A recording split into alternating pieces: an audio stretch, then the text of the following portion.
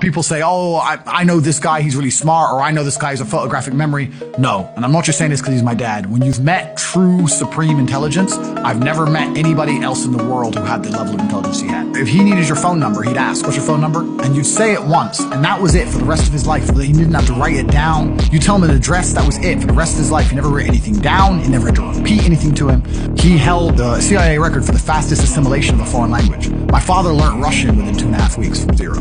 Like, really? he would just read a book. He'd just read the dictionary.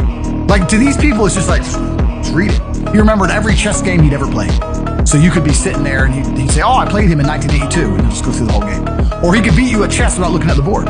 So you'd have a board in front of you and say E4. He'd be in another room, C5, knight F3, knight C6, and he'd be cooking dinner and he'd fucking smoke you. He'd play simultaneouses where he'd play like 100 people in a row, so they'd sit there and they'd think, and he'd just go board to board, just make quick moves. He'd play a blind simultaneous, where I'm just talking about different, you have a board and he has nothing, he played 3 people at once blind, beat them all.